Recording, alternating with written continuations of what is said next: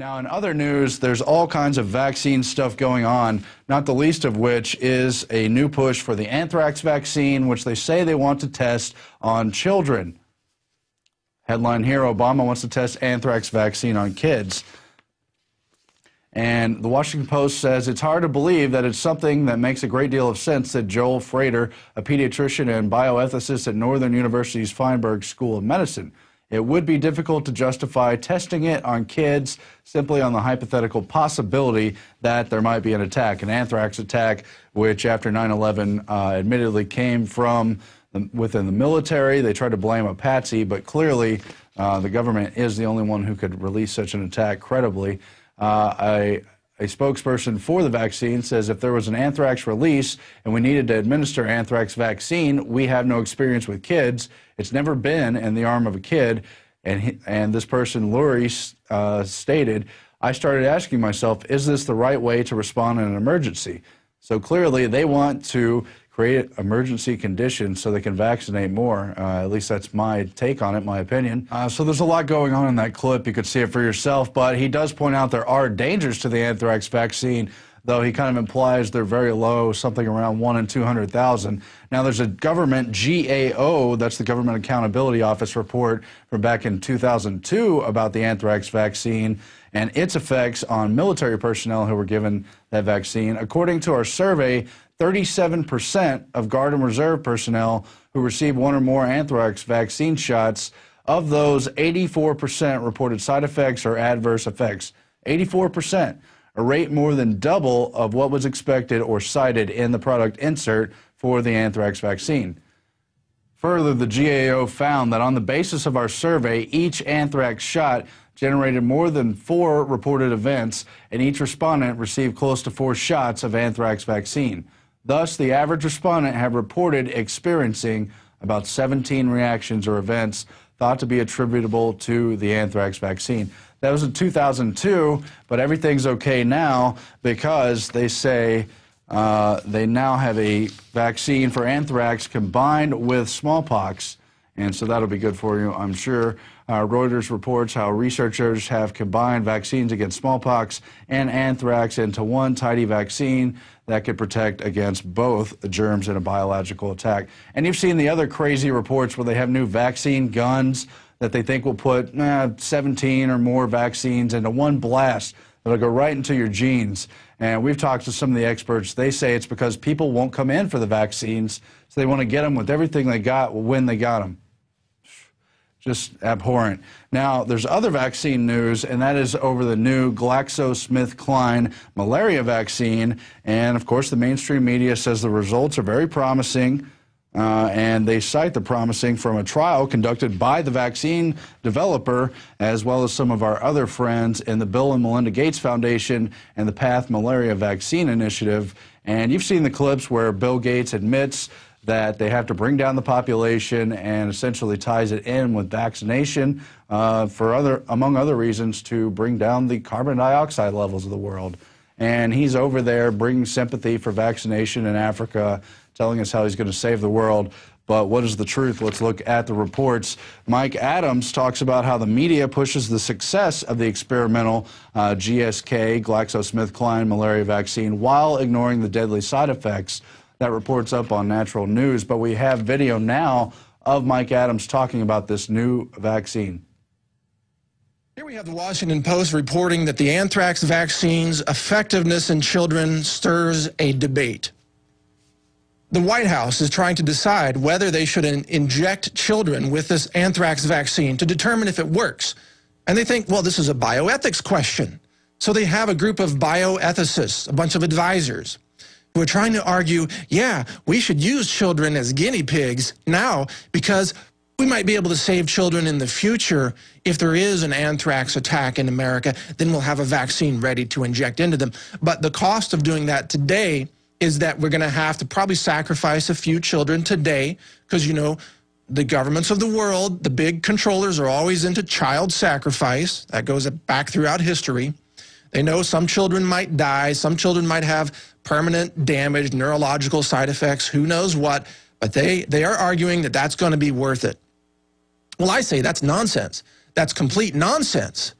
First of all, Children aren't going to encounter anthrax just at the playground at school. There would have to be a bioterrorism attack in order to expose children to anthrax. And secondly, what's this idea? Who's going to make the money from this anyway? Of course, the pharmaceutical industries.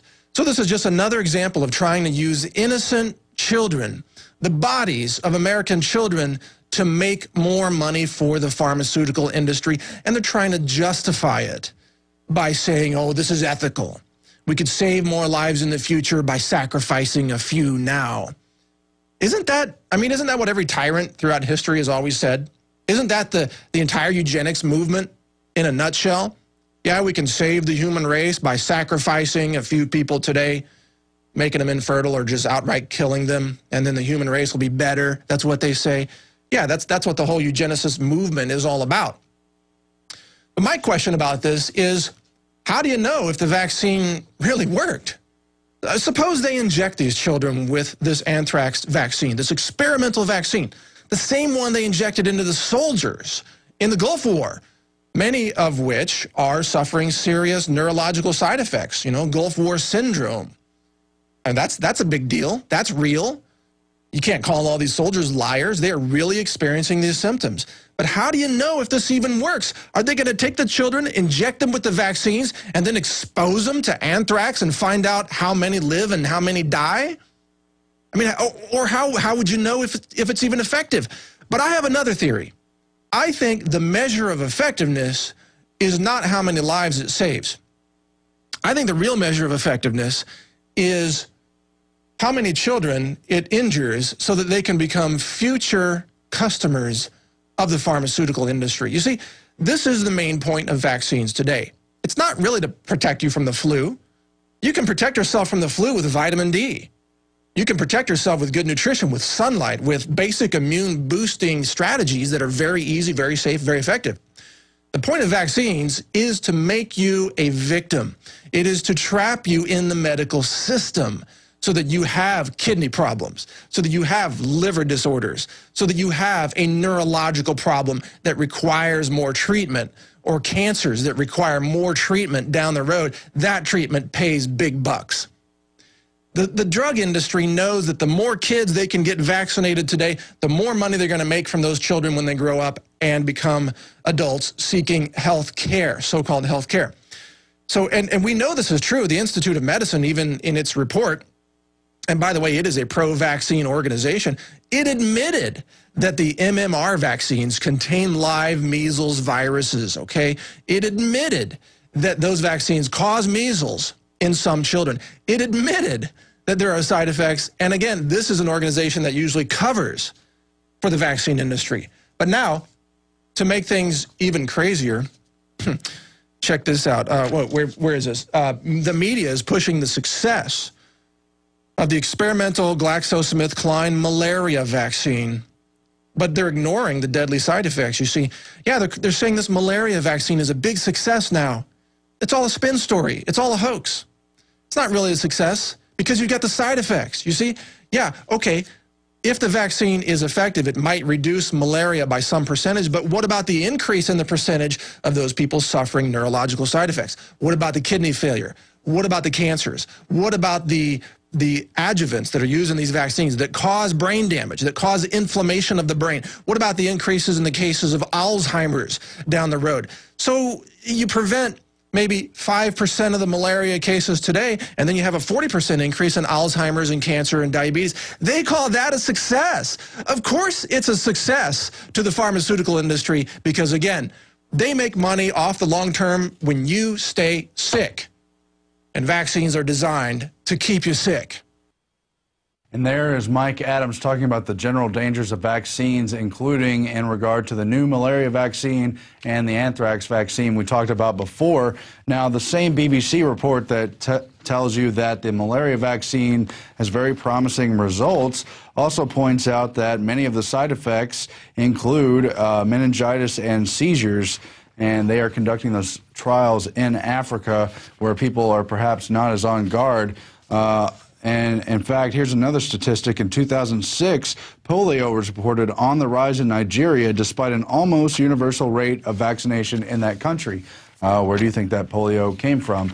Do your own research. Now, the BBC also reported that malaria deaths have fallen 20% worldwide in the last decade. So even though the deaths are on the decline, mad scientists like Bill Gates, mad billionaires with scientists in their pocket, rather, like Bill Gates, continue to push all kinds of crazy so-called solutions, including genetically modified mosquitoes to fight malaria, all unlimited money for these trials for malaria vaccines, and a whole lot more. The same Bill Gates who, with the Rockefeller Foundation, pushes genetically modified crops on Africa, forces them to take it, and has a whole body and initiative set up to push them. Now, in other vaccine news, they are now pushing the extremely controversial HPV vaccine, which Rick Perry, the presidential candidate, mandated in Texas under a hoax. Now it is being recommended for boys. We have a clip here where they're discussing trying to approve it for trial, and an article, CDC committee recommends boys receive HPV vaccine. Alex Jones told you years ago they were going to push this on boys. Part of the new push is now because girls aren't getting vaccinated in the numbers doctors expected, because the dangers have come out, and they say if boys are also immunized, it reduces the transmission back and forth, said Dr. Schaffner, even though they don't get cervical cancer. Not only are these expensive shots that enrich the pharmaceutical industry, they're very dangerous. We've had on experts to talk about the adverse reactions and how high they are compared with the number of cervical cancer deaths each year, which this vaccine does not even protect against. And even those adverse reactions are highly underreported. No serious consequences, even though you've seen on this program and in other places the just heartbreaking testimony from girls whose lives it has changed forever. They've been paralyzed, they've had brain disorders, they've had reduced IQ and brain functioning. There's also been many deaths. So don't tell me there's no bad side effects. Now, we have a clip here of the CDC approving the recommendation for boys. A panel voted. So now it's going to be pushed on boys, even though doctors say it's going to be a hard sell because everyone knows how dangerous and controversial this vaccine is.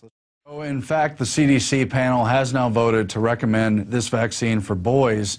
And the same CDC that knows what's best for our children, supposedly, has had a very controversial arrest. Kimberly Quinlan Lindsay, who is an executive for the CDC, has been arrested for child molestation involving a 6-year-old boy and for bestiality charges. She's now out of jail on a $20,000 bond. There's more details in that story, I'm sure. Lindsay, 44, serves as the Deputy Director for the Laboratory Science Policy and Practice Program Office at the CDC, according to her biography on the agency's website. And she's a graduate of Emory University, and there's more on the website. But that just shows you what kind of people run the system that tries to run a hoax and tell you vaccines are required, even though they've been dangerous, and they're part of the larger eugenics program as well. Just look into it for yourself. Find out who funds all this activity, from global government push to eugenics to vaccines and a whole lot more. Again, I mean, if you don't know where to start, the Rockefeller Foundation's a good place. Alex Jones will be back tomorrow with a lot of hard-hitting news and his stories about encountering the TSA in Las Vegas. That's all for tonight on the InfoWars Nightly News. Please support us November 3rd on the InfoWars Money Bomb, or just help us spread the word as you can and spread the word about this program. Good night.